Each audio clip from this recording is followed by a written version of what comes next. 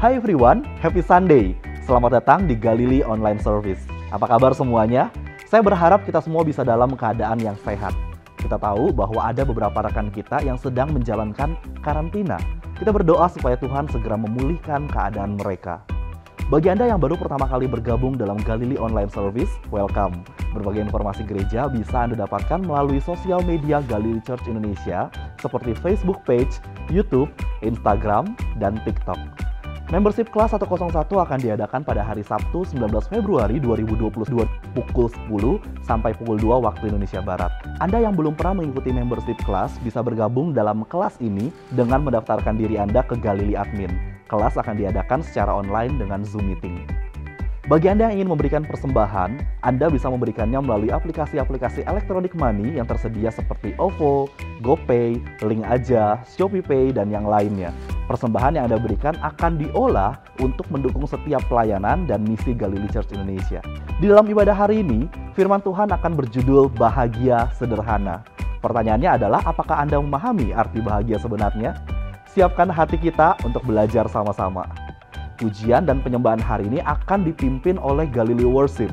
Bawa hati kita untuk benar-benar menyembah Tuhan, bukan hanya secara fisik, tetapi roh kita juga menyembah Tuhan. Saya percaya Tuhan akan bekerja melawat kita semua di dalam ibadah hari ini. Sebagai catatan penting, seluruh proses perekaman ibadah hari ini dilakukan dengan menerapkan protokol kesehatan yang diwajibkan. Kami juga terus mengingatkan Anda untuk mendukung setiap program dalam rangka penurunan angka penyebaran virus COVID-19 dengan tetap menaati protokol kesehatan dimanapun Anda berada dan juga mendukung program vaksinasi. Kami juga mau mengajak Anda untuk mengundang keluarga, saudara, teman, dan rekan kerja Anda untuk bergabung dalam ibadah hari ini.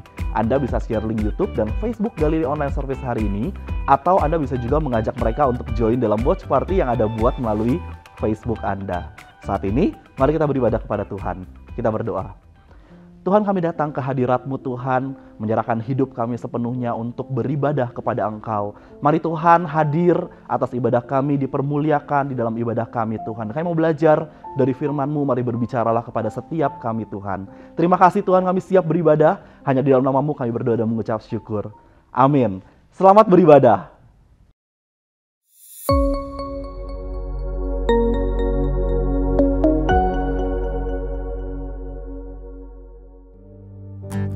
Shalom, Happy Valentine's Day untuk Anda semua.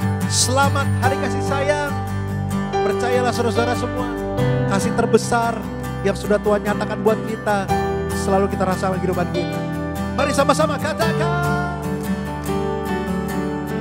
Engkau yang berkuasa di dalamku, hidupku tak ada yang lain, hanya Kau Tuhanku. Ku kan memuji dengan segenap hati, angkat tanganku, tinggikan-Mu sambil melompat, naikkan syukurku. Agung mulialah nama-Mu, Engkaulah yang terhebat, Kau yang terindah, Yesus Tuhan Rajaku. Engkaulah yang terbesar, Kau yang berjaya, Yesus penyelamatku. Engkau Tuhan yang selalu menjadi tempat pertama di kehidupan kami. Terima kasih untuk setiap kasih-Mu Tuhan Yesus. Thank you Lord. Mari sama-sama katakan, Engkau yang berkuasa di dalamku, di hidupku tak ada yang lain, hanya Kau Tuhanku. Come on. Ku kan memuji dengan segenap hati, angkat tanganku, tinggikan-Mu sambil melompat, naikkan syukurku. Agung mulialah nama-Mu,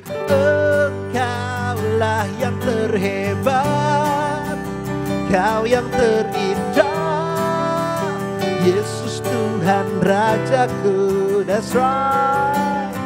Engkaulah yang terbesar, Kau yang berjaya, Yesus penyelamatku. Katakan Engkau, Engkaulah yang terhebat, Kau yang terindah, Yesus Tuhan Rajaku. Engkaulah yang terbesar, Kau yang percaya, Yesus penyelamatku. Karena kasih-Mu begitu besar buat kehidupan kami, sehingga Kau berikan anak-Mu yang tunggal, bukan untuk membinasakan, tetapi untuk menyelamatkan untuk kami semua. Thank you Lord. Ku kan memuji dengan segenap hati, angkat tanganku, tinggikan-Mu sambil melompat, naikkan syukurku. Aku mulialah namaku, kan memuji dengan segenap hati, angkat tanganku, tinggikan-Mu sambil melompat, naikkan syukurku. Aku mulialah namamu, Engkaulah yang terhebat, Kau yang terindah, Yesus Tuhan Rajaku. Come on suaranya. Engkaulah yang terbesar, Kau yang berjaya, Yesus penyelamatku. Come on. Engkaulah yang terhebat, Kau yang terindah, Yesus Tuhan Rajaku. Engkaulah yang terbesar, Kau yang berjaya, Yesus penyelamatku.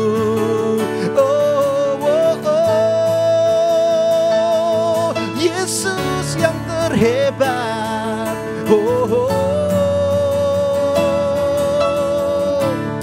Berikan sorak-sorai paling meriah buat Yesus Tuhan. Come on.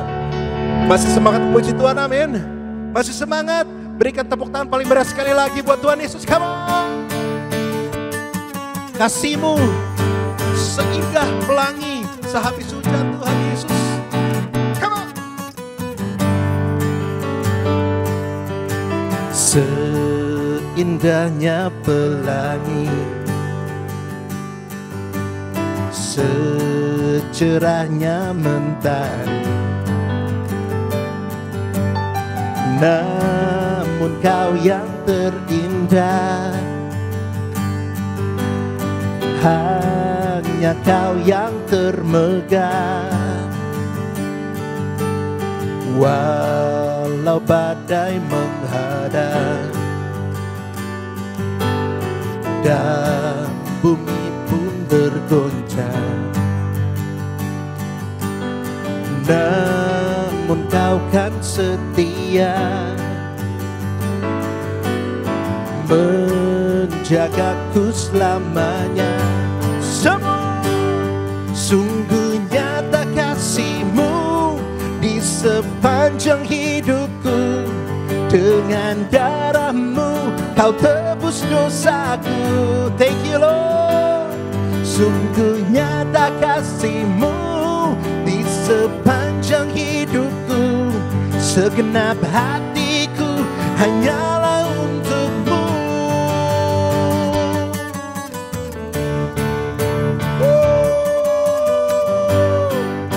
Thank you Lord.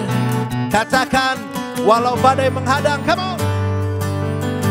Walau badai menghadang dan bumi pun bergoncang, Kau Tuhan, namun Kau kan setia. Oh, oh, oh, menjagaku selamanya. Sungguh nyata kasih-Mu di sepanjang hidupku. Dengan darah-Mu Kau tebus dosaku. Sungguh nyata kasih-Mu di sepanjang hidupku. Segenap hatiku hanyalah untuk-Mu. Setiap kehidupan kami janji Tuhan akan selalu memuliakan nama-Mu Yesus Tuhan. Haleluya.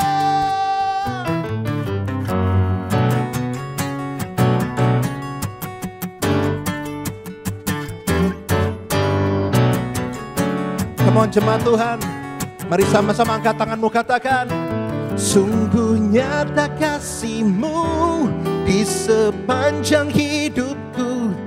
Dengan darah-Mu Kau tebus dosaku. Yes, sungguh nyata kasih-Mu di sepanjang hidupku. Segenap hatiku hanyalah untuk-Mu.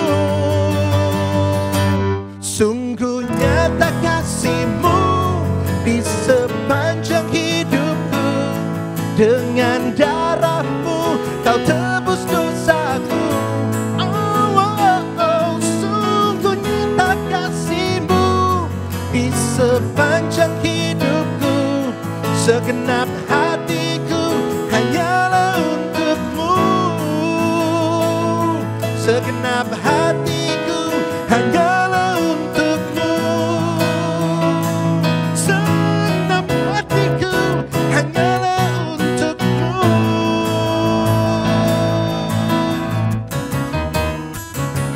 Berikan sorak-sorai paling meriah, come on. Haleluya.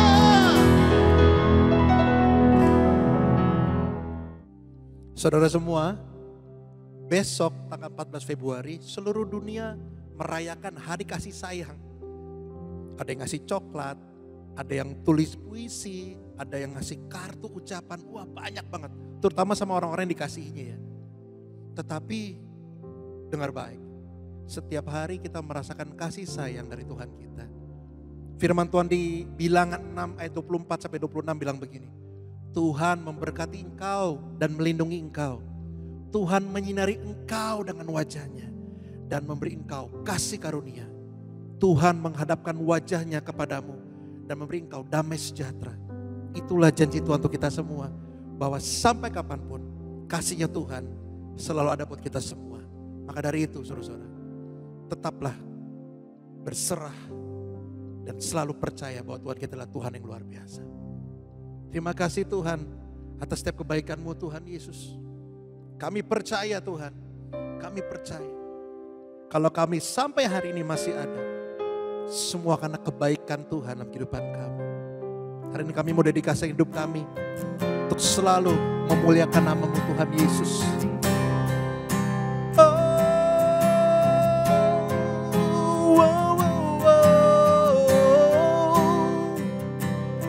Mari sama-sama katakan.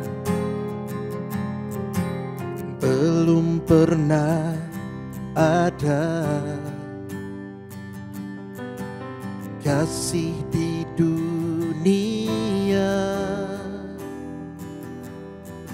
sanggup menerima diriku apa adanya selain kasih-Mu Yesus. Takkan ada lagi, takkan ada lagi kasih seperti ini, sanggup mengubahkan hidupku menjadi baru selain kasih-Mu Yesus. Sama-sama katakan, come on. Engkau ku kagumi dalam hati, kasih-Mu tiada duanya. Sampai kini ku akui, kasih-Mu tiada duanya.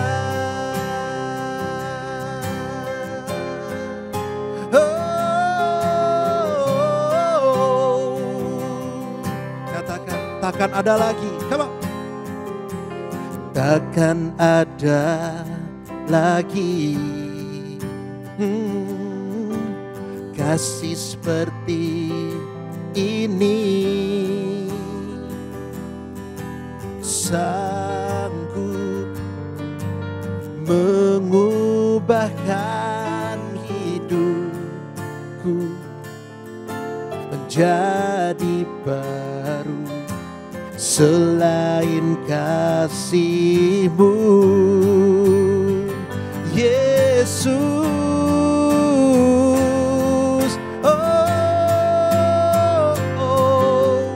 Kau ku kagumi dalam hati, kasih-Mu tiada duanya. Sampai kini ku akui, kasih-Mu tiada duanya. Ku kagumi dalam hati, kasih-Mu tiada duanya. Sampai kini ku akui, kasih-Mu tiada duanya. Sing it out from your heart. Engkau ku kagumi dalam hati, kasih-Mu tiada duanya.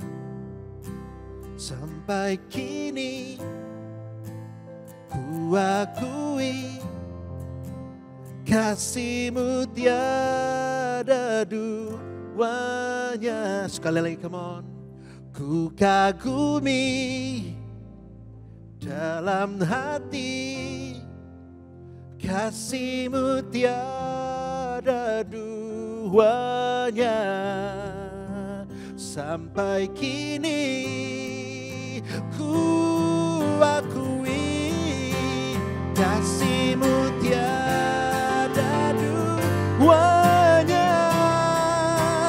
Ku kagumi dalam hati, kasih-Mu tiada duanya. Oh, sampai kini ku akui, kasih-Mu tiada duanya. Yesus, kasih-Mu Tuhan tiada dua-duanya. Kasih-Mu selalu ada di dalam hidup kami. Oh, oh, oh. Terima kasih Tuhan buat segala yang Kau berikan buat kami. Come on church, let's worship God. Haleluya, haleluya. Yesus, kasih-Mu Tuhan selalu ada menyertai kami, menuntun kami di setiap langkah kami Tuhan. Oh, oh, oh.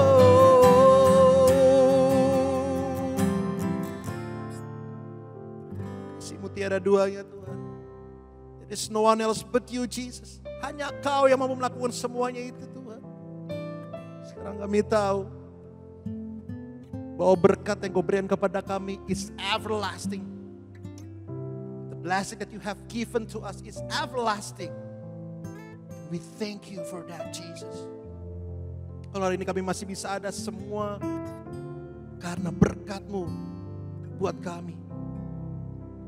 Dari setiap generasi ke generasi, keluarga ke keluarga, anak-anak, bahkan anak-anak kami, cucu kami. Semua berkat-Mu nyata buat kami. Terima kasih Tuhan Yesus. Terima kasih Tuhan Yesus. Kasih-Mu luar biasa buat kami.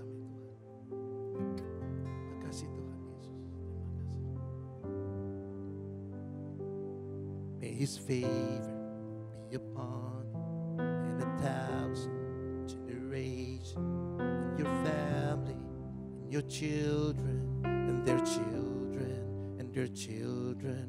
May His favor be upon you and 1,000 generations, and your family, and your children, and their children, and their children. May His favor be upon you and 1,000 generations, and your family, and your children, and their children, and their children. May His favor be upon you and 1,000 generations, and your family, and your children, and their children, and their children. May His presence go before you and behind you and beside you, all around you and within you. He is with you, He is with you in the morning, in the evening, in your coming and your going, in your weeping, and rejoicing.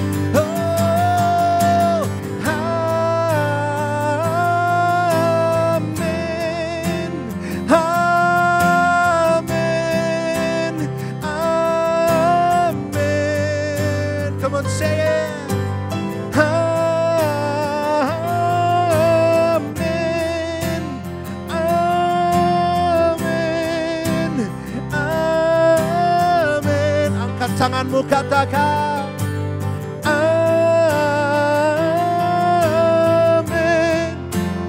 amin, amin. Yes, Jesus. Amin, amin,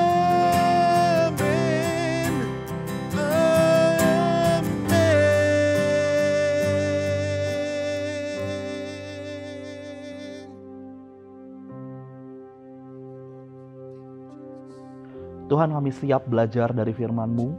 Mari berbicaralah kepada setiap kami. Kami siap dibangun, kami siap berubah, kami siap belajar Tuhan. Dalam nama-Mu kami berdoa dan mengucap syukur. Amin. Halo semua, apa kabar? Puji Tuhan kita bisa beribadah kembali hari ini meskipun secara online. Seperti yang kita ketahui bahwa angka kenaikan orang-orang yang terpapar COVID semakin tinggi, level PPKM di Jakarta dan sekitarnya juga dinaikkan. Kita tidak bisa membuka ibadah on-site. Hal ini terpaksa kita lakukan untuk mencegah penyebaran yang lebih masif. Tetapi kita harus tetap bersyukur karena kita tetap bisa beribadah secara online. Anda dan keluarga bisa beribadah bersama-sama dari rumah. Kami juga berdoa bagi Anda yang saat ini sedang berjuang untuk sembuh dari COVID. Tuhan akan berikan kekuatan dan pemulihan yang penuh bagi Anda semua. Amin. Beberapa hari belakangan ini, kita semua mulai dikhawatirkan lagi dengan adanya varian baru dari COVID, yaitu Omicron. Betul? Yang awalnya seperti tidak terlalu terdengar, tetapi akhirnya penyebarannya jadi begitu cepat. Hal ini mengingatkan kita kepada beberapa waktu yang lalu ketika varian Delta juga menyerang dengan begitu cepat dan luas. Kita mulai kehilangan rasa percaya kepada orang-orang di sekitar kita. Wah, kamu suspek ya? Jadi saling menuduh. Memang semakin sulit dibedakan karena ada orang-orang yang tidak bergejala. Bahkan orang-orang yang terpapar itu pun bisa jalan kemana-mana karena tidak terdeteksi. Orang-orang mulai dihantui rasa takut dan kekhawatiran yang besar. Mereka yang memiliki keluarga, orang tua, atau anak-anaklah yang mungkin paling khawatir. Takutnya mereka menjadi carrier yang bisa membahayakan keluarga mereka. Kekhawatiran dan ketakutan ini membuat banyak orang mengalami stres yang berlebihan. Desperate. Tidak sedikit juga orang-orang yang menjadi stres karena dampak yang ditimbulkan dari situasi seperti ini. Mungkin mereka tidak terpapar virus ini, tetapi situasi yang memberikan dampak pada pekerjaan mereka atau pendidikan mereka. Firman Tuhan hari ini akan mengajak kita semua untuk belajar mengenai satu hal, yaitu bahagia sederhana. Apa yang dimaksud dengan bahagia sederhana? Bahagia sederhana artinya pemahaman kita dan keputusan yang kita ambil untuk bahagia dengan hal-hal sederhana yang terjadi dalam kehidupan kita. Banyak hal yang terjadi dalam kehidupan kita dan pertanyaannya yaitu apakah kita bisa menemukan kebahagiaan di dalam hal-hal yang terjadi dalam hidup kita itu? Faktanya adalah selama kita hidup di dunia ini, kita akan selalu menghadapi yang namanya masalah. Mungkin kita berhasil melewati satu masalah, tetapi masalah berikutnya juga menanti untuk dihadapi. Betul? Jika kita meletakkan batas bahagia kita ketika semua masalah kita dapat terpecahkan, artinya kita tidak dapat pernah bahagia. Kuncinya, kita harus bisa bahagia di tengah tantangan hidup kita. Saya mau mengajak Anda saat ini untuk belajar dari kitab Filipi. Surat Paulus kepada jemaat di Filipi ini ditulis pada saat ia berada di dalam penjara. Ketika menulis surat ini, Paulus tidak sedang dalam keadaan yang baik-baik saja. Ia di penjara dalam kondisi tubuh yang mengalami sakit juga. Tetapi uniknya, keseluruhan isi surat ini bertemakan sukacita. Paulus punya beribu-ribu alasan untuk tidak bahagia atau tidak bersukacita. Ia di penjara selama bertahun-tahun dengan alasan yang gak jelas. Beberapa kali dipindahkan dari satu penjara ke penjara lain di kota yang berbeda. Kebebasannya direnggut. Ia juga pernah mengalami karam kapal, terombang-ambing di tengah laut, diserang oleh para penjahat yang berusaha merampoknya, juga pernah dialami dalam perjalanan Paulus memberitakan Injil Kristus. Dan masih banyak lagi hal-hal buruk terjadi pada Paulus selama perjalanannya. Melihat dari peristiwa-peristiwa yang dialami Paulus ini, apakah ia punya alasan untuk tidak bahagia? Yes, sangat pasti. Tetapi ini reaksi Paulus. Tentang hal itu, aku bersukacita dan aku akan tetap bersukacita. Bagaimana perkataan itu bisa muncul dari seseorang yang dalam hidupnya mengalami ketidakberuntungan berkali-kali? Seseorang yang menderita di dalam hidupnya. Bagaimana Paulus bisa tetap berkata dengan optimis dan positif di saat ia melewati begitu banyak tantangan? Ada 4 hal yang perlu kita pelajari dari pengalaman Paulus. 4 hal esensial dan penting untuk memiliki sukacita dan kebahagiaan. Yang pertama, saya perlu perspektif untuk hidup. Saya memerlukan point of view yang jelas, pengertian yang akurat di dalam melihat segala sesuatu di hidup saya. Apakah Anda setuju jika cara kita melihat situasi yang terjadi akan menentukan kemampuan kita untuk melewatinya? Sebagai contoh, ada 2 orang yang berada di situasi yang sama. Orang yang pertama melihat situasi itu dengan pesimis, merasa situasi itu sangat berat dan sulit dilalui. Sedangkan orang yang kedua melihat situasi itu dengan perspektif yang tepat.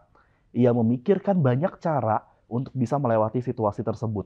Kira-kira dari kedua orang ini, siapa yang akan mampu melewati situasi sulit dengan lebih cepat dan mudah? Paulus berkata, saya harus mendapatkan perspektifnya Allah untuk melihat masalah-masalah yang saya hadapi, sehingga saya bisa belajar bagaimana memiliki sukacita. Saya harus belajar melihat point of view-nya Allah. Saya harus melihat apa yang Allah lihat. Nah, seperti apa perspektifnya Allah?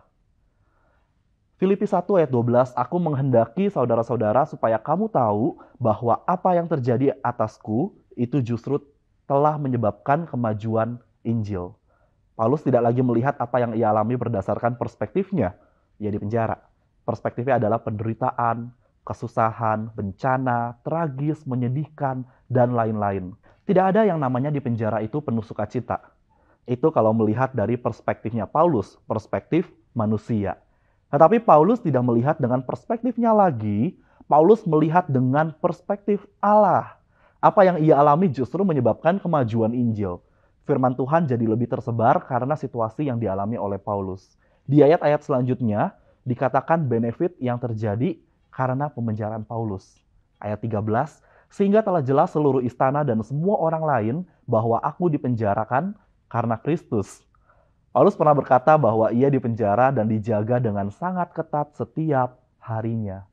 Dan di dalam penjaranya itu Paulus bertemu dengan banyak sekali orang yang bertugas menjaga. Mereka itu orang-orang kepercayaan Kaisar Romawi yang dibayar tinggi. Keberadaan Paulus di penjara tersebut memberikan kesempatan kepadanya untuk bercerita, membagikan kesaksiannya, dan membagikan Injil Kristus kepada orang-orang tersebut. Kita bisa melihat dalam surat Paulus yang lainnya, di mana ia berdiskusi dengan para penjaga mengenai Taurat, Dan disitulah Paulus berkesempatan untuk menyampaikan Injil Kristus. Paulus memakai situasinya untuk membagikan Injil Kristus kepada orang-orang yang belum pernah mendengarnya. Yang kedua, di ayat yang ke-14, dan kebanyakan saudara dalam Tuhan telah beroleh kepercayaan karena pemenjaraanku untuk bertambah berani berkata-kata tentang firman Allah dengan tidak takut. Melihat dengan perspektif yang benar seperti yang dilakukan oleh Paulus, kita dapat menyimpulkan seperti ini. Apakah Paulus benar-benar di penjara? Mungkin secara fisikal iya, tetapi secara spiritual Paulus benar-benar bebas. Firman Tuhan tidak terhambat, bahkan Paulus tetap bisa menguatkan saudara-saudaranya seiman meskipun dari dalam penjara. Dahsyat bukan? Paulus tetap memiliki kesempatan untuk membagikan kesaksiannya kepada saudara-saudaranya seiman. Ketika menghadapi masalah dengan perspektif yang benar, dua hal ini yang akan terjadi. Respon kita akan membuat kagum orang-orang yang belum percaya. Dan respon kita akan menguatkan saudara-saudara seiman kita. Roma 8 ayat 28 mengatakan, kita tahu sekarang bahwa Allah turut bekerja dalam segala sesuatu untuk mendatangkan kebaikan bagi mereka yang mengasihi Dia, yaitu bagi mereka yang terpanggil sesuai dengan rencana Allah. Ini tepat sekali. Paulus memang seorang yang aktif. Rencananya adalah memberitakan Injil kepada orang sebanyak-banyaknya. Dia mau berkhotbah di depan banyak orang supaya pelayanannya terlihat efektif. Tetapi yang terjadi, Tuhan menuntun Paulus sampai ia masuk ke dalam penjara. Diam di dalam penjara. Tetapi ia bisa menulis surat-surat yang menguatkan jemaat Tuhan hingga hari ini. Surat-surat Paulus tidak hanya relevan untuk jemaat Tuhan pada masa itu, tetapi penguatan itu tetap relevan hingga hari ini. Amin. Hal yang harus kita pahami adalah Tuhan mempunyai rencananya yang terbaik bagi kita di setiap situasi yang kita hadapi. Bahkan di dalam masalah yang kita hadapi, Tuhan punya rencananya yang terbaik. Kita harus belajar melihat dengan perspektifnya Allah, bukan perspektif kita. Viktor Frankl di dalam bukunya yang berjudul Man's Search for Meaning mengatakan seperti ini. Di dalam situasi yang paling menyakitkan dan tidak manusiawi, hidup masih bisa memiliki makna. Dan karenanya penderitaan pun dapat bermakna. Kita tidak bisa memilih situasi hidup setiap saat, tetapi kita selalu bisa menentukan sikap atau attitude kita atas situasi yang sedang dialami. Mari kita lihat yang kedua, hal esensial dan penting untuk memiliki sukacita dan kebahagiaan. Saya perlu prioritas untuk hidup. Di dalam hidup ini kita belajar karena dua hal ini, tekanan atau pressure atau prioritas. Jika kita tidak berani memutuskan apa yang penting dalam hidup kita, orang lain yang akan mengambil alih. Oleh karena itu, kita harus berani mengambil keputusan apa yang penting dalam hidup jika tidak mau dipaksa oleh orang lain untuk melakukan apa yang ditentukannya yang menurut mereka adalah penting. Paulus mengatakan ini di dalam ayat yang ke-15 sampai yang ke-17. Memang ada beberapa di antara mereka yang memberitakan Kristus karena iri hati dan mau bertengkar, tetapi yang lainnya memberitakan Kristus karena mempunyai maksud yang murni. Orang-orang ini melakukannya karena mereka mengasihi Allah dan saya, sebab mereka tahu bahwa Allah sudah menugaskan saya untuk menunjukkan bahwa kabar baik itu benar. Tetapi orang lain memberitakan Kristus dengan maksud yang tidak baik. Mereka memberitakan untuk kepentingan pribadi. Dengan itu mereka berharap dapat membuat saya lebih susah di dalam penjara. Bahkan di dalam suatu tujuan yang mulia, keegoisan seseorang bisa memanipulasi keadaan. Paulus yang menyerahkan sepenuh hidupnya untuk pekerjaan Injil pun masih mendapati orang-orang yang tidak menyukainya, mengkritiknya, bahkan berusaha menyingkirkannya. Kalau Paulus tidak memahami prioritasnya, mungkin ia akan kecewa berat. Tetapi ini prioritas Paulus. Tetapi tidak mengapa, sebab bagaimanapun juga Kristus diberitakan baik dengan maksud palsu maupun dengan jujur. Tentang hal itu aku bersukacita dan aku akan tetap bersukacita. Paulus tidak membiarkan orang-orang itu mengambil sukacitanya. Paulus tidak membiarkan orang-orang menguasai dirinya dengan keegoisan mereka. Dan Paulus tidak kehilangan prioritasnya di dalam melayani Tuhan. Coba kita aplikasikan dengan situasi yang sering kita hadapi. Apakah Anda pernah berada dalam situasi perdebatan yang sengit? Mungkin dengan keluarga atau dengan teman Anda. Namun sebenarnya perdebatan yang terjadi bukan lagi tentang topik yang penting, tetapi sekedar mempertahankan ego masing-masing untuk memenangi perdebatan itu. Yang ada capek dan hilang sukacita. Tuh. Ingat apa yang prioritas dan apa yang bukan. Paulus mengatakan seperti ini, "Saya mungkin tidak setuju dengan orang-orang yang melayani lainnya, saya mungkin tidak setuju dengan motif atau model pelayanan mereka, tetapi yang terpenting firman Tuhan diberitakan. Mereka mengkritik saya, so what? Mereka tetap memberitakan Kristus." Gereja kita, Galilee Church, tidak berada di dalam pertandingan dengan gereja-gereja lainnya. Bahkan, kita terus berdoa untuk gereja-gereja di Indonesia, para hamba-hamba Tuhan yang melayani baik di gereja-gereja kota maupun di desa-desa. Kita berdoa untuk gereja-gereja bisa dipakai Tuhan memenangkan banyak jiwa. Bersama dengan Purpose Driven Church, gereja kita juga membangun relasi dengan banyak gereja. Kita belajar bersama-sama. Galilee Church berada dalam perahu yang sama dengan gereja-gereja lainnya. Apa prioritasnya? Amsal 3 ayat 6, "Ingatlah pada Tuhan dalam segala sesuatu yang kau lakukan, maka Ia akan menunjukkan kepadamu cara hidup yang baik." Jika ingin bersuka cita dalam situasi apapun itu, kita harus belajar untuk fokus pada hal-hal yang penting saja. Akan ada banyak distraksi yang bisa mengalihkan prioritas kita. Tetapi selalu ingat, apakah hal itu penting? Apakah itu yang Tuhan mau? Jangan menghabiskan waktu kita, tenaga kita, uang kita untuk hal-hal yang bukan prioritas kita. Yang ketiga, saya perlu kekuatan untuk hidup. Hidup bisa kapanpun membuat kita down. Mungkin ada orang-orang yang sudah mau menyerah dalam banyak hal di hidupnya. Mungkin ada yang sudah mau menyerah dengan cita-citanya, pernikahannya, karirnya, atau mungkin menyerah dengan hidupnya. Mereka kehabisan daya untuk menghadapi situasi sulit tersebut. Paulus juga merasakannya. Mungkin dia kehilangan kontrol ketika berada di dalam penjara. Tetapi kita lihat ayat selanjutnya, di ayat yang ke-19 dan ke-20. "Karena aku tahu bahwa kesudahan semuanya ini ialah keselamatanku oleh doamu dan pertolongan Roh Yesus Kristus. Sebab yang sangat kurindukan dan kuharapkan ialah bahwa aku dalam segala hal tidak akan beroleh malu, melainkan seperti sedia kala, demikian pun sekarang, Kristus dengan nyata dimuliakan di dalam tubuhku, baik oleh hidupku maupun oleh matiku." Ada dua hal yang menjadi sumber kekuatan Paulus. Yang pertama adalah doamu. Doa-doa dari orang percaya lainnya adalah sumber kekuatan. Oleh sebab itulah kita harus saling mendoakan. Gereja ada dengan tujuan untuk kita saling mengenal dan saling mendoakan. Yang kedua adalah pertolongan Roh Allah. Ada banyak hal yang tidak mungkin menurut pemikiran manusia, tetapi bagi Allah adalah mungkin. Dan pertolongannya adalah sumber kekuatan di dalam hidup kita. Menjalani hidup di masa ini tanpa support system yang baik akan terasa sangat berat. Hal ini jelas karena manusia adalah makhluk sosial. Kita saling membutuhkan. Mungkin yang pernah menjalankan self-quarantine memahami betul bahwa hidup terasing sendirian sangat menyedihkan. Tidak ada orang yang bisa diajak ngobrol atau diskusi. Yang ada jadinya overthinking. Beda halnya jika karantinanya bersama-sama dengan teman atau keluarga. Mereka akan bisa saling menguatkan. Doa kita untuk orang-orang di sekitar kita menjadi sumber kekuatan bagi mereka. Dan yang menjadi sumber kekuatan kita di saat kita kehabisan daya, yaitu pertolongan Tuhan. Filipi 4 ayat 13, "Segala perkara dapat kutanggung di dalam Dia yang memberikan kekuatan kepadaku." Dan ini yang terakhir dari 4 hal esensial dan penting untuk memiliki sukacita dan kebahagiaan. Saya perlu tujuan untuk hidup. Paulus sudah tua dan dia di penjara.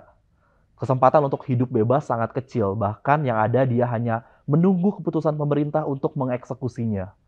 Paulus sudah kehilangan segalanya. Dia kehilangan teman-temannya, dia kehilangan pelayanannya, dia kehilangan kebebasan dan privasinya. Tetapi ada satu hal yang tidak bisa diambil darinya, yaitu tujuan hidupnya. Ayat yang ke-21, "Karena bagiku hidup adalah Kristus dan mati adalah keuntungan." Paulus memiliki tujuan hidup yang sangat jelas, yaitu selama ia hidup, artinya tujuan hidupnya adalah hidup untuk Kristus. Dan ketika ia harus mati, Paulus tahu bahwa ia akan pergi ke surga dan itu adalah suatu keuntungan. Tidak ada lagi penderitaan, tidak ada lagi rantai yang mengikat, dan tidak ada lagi masalah-masalah hidup di dunia. Jika pertanyaan yang sama ditanyakan ke setiap kita, bagi saya, hidup adalah, apa jawaban Anda? Banyak orang yang kesulitan menjawab pertanyaan seperti ini. Apa tujuan hidup saya? Untuk apa saya hidup? Tetapi pada kenyataannya, hidup yang dijalani harus punya tujuan. Ada orang-orang yang hidup untuk mendapatkan people's pleasure, berusaha mencari penerimaan orang lain, pengakuan orang lain. Ada orang-orang yang hidup untuk mendapatkan kehormatan, kuasa, power, popularitas, status, dan posisi. Tapi kebenarannya adalah hal-hal tersebut tidaklah permanen. Paulus mengatakan ini, "Saudara-saudara, aku sendiri tidak menganggap bahwa aku telah menangkapnya. Tetapi ini yang kulakukan, aku melupakan apa yang telah di belakangku dan mengarahkan diri kepada apa yang ada di hadapanku. Dan berlari-lari kepada tujuan untuk memperoleh hadiah, yaitu panggilan sorgawi dari Allah dalam Kristus Yesus." Investasi terbaik dalam hidup adalah kepada sesuatu yang abadi. Paulus berkata, "Saya siap untuk hidup karena saya sudah siap untuk mati." Paulus memahami betul tujuan hidupnya harus kepada kekekalan. 4 hal esensial dan penting ini akan membantu kita mendapatkan sukacita dan kebahagiaan yang sejati. Ini yang kita butuhkan hari-hari ini, betul? Pandemi memberikan beban yang cukup berat bagi kita semua. Tidak ada seorang pun yang tidak terdampak dengan situasi sekarang ini. Dan keempat hal ini yang harus kita ingat dan pegang dalam hidup kita. Saya perlu perspektif untuk hidup. Saya perlu prioritas untuk hidup. Saya perlu kekuatan untuk hidup. Dan saya perlu tujuan untuk hidup. Memahami dan menerapkan keempat hal ini di dalam hidup akan menolong kita mendapatkan sukacita seperti yang dialami oleh Paulus. Sukacita dan kebahagiaan yang kekal. Mari kita berdoa. Kami bersyukur bahwa kami memiliki Engkau, Tuhan yang selalu ada dalam kehidupan kami, Tuhan yang selalu menolong kami, Tuhan yang selalu siap ada di hadapan kami untuk mengangkat kami ketika kami jatuh, Tuhan. Kami bersyukur memiliki Engkau, Yesus. Kami belajar bahwa kami mau meletakkan kebahagiaan kami, standar kebahagiaan kami bukan pada hal-hal yang duniawi, bukan pada hal-hal material, tapi kami mau menyerahkan kebahagiaan kami, sukacita kami hanya kepada hal-hal yang kekal yang daripada-Mu, Tuhan. Mari bantu kami, mari ajar kami untuk bisa hidup seperti Paulus hidup, Tuhan. Dan kami belajar, kami mau memandang hanya kepada-Mu sebagai Tuhan dan Juru Selamat kami. Terima kasih, Yesus, kami mengucap syukur. Hanya di dalam nama-Mu kami berdoa. Amin. Jemaat yang dikasihi oleh Tuhan, kita akan segera mengakhiri ibadah kita hari ini dengan menerima berkat dari Bapa di surga. Angkat kedua belah tanganmu. Tuhan memberkati dan melindungi engkau. Tuhan menyinari engkau dengan wajah-Nya dan memberi engkau kasih karunia. Tuhan menghadapkan wajah-Nya kepadamu dan memberi engkau damai sejahtera. Tuhan akan terus mengangkat engkau naik dan bukan turun. Tuhan akan mengangkat engkau menjadi kepala dan bukan menjadi ekor. Dan Tuhan akan membuat apapun yang engkau perbuat berhasil. Apabila engkau mendengarkan dan melakukan segala perintah Tuhan Allahmu dengan setia. Semua berkat dan janji-janji Tuhan ini berlaku buat seluruh jemaat. Oleh karena satu nama yang mengasihimu. Nama di atas segala nama. Yaitu di dalam nama Tuhan Yesus Kristus. Haleluya. Amin. Selamat hari Minggu. Terima kasih sudah mengikuti online service hari ini. Harapan kami semoga pelayanan kami memberkati saudara-saudara semua. Tetap taat terhadap protokol kesehatan. Taat kepada Tuhan. Sampai jumpa minggu depan. Tuhan Yesus memberkati kita semua.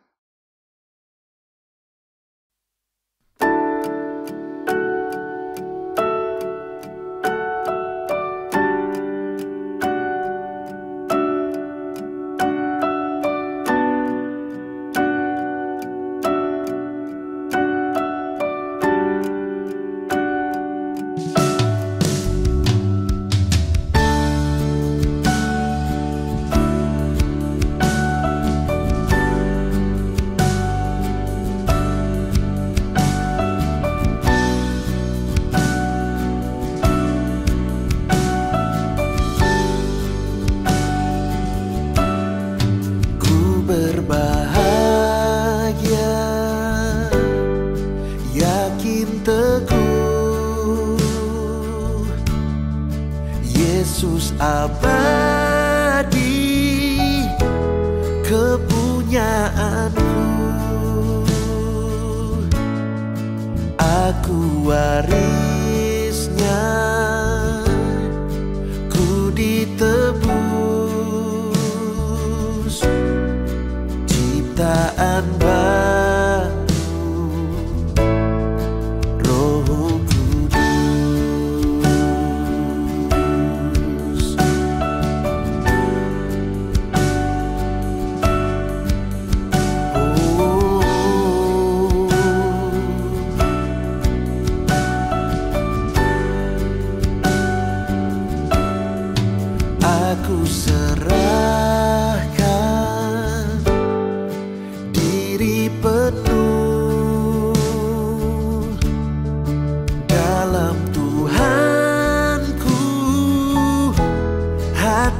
ku teduh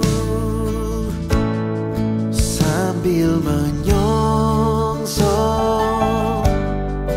kembalinya. Ku diliputi anugerah. Aku bernyanyi bahagia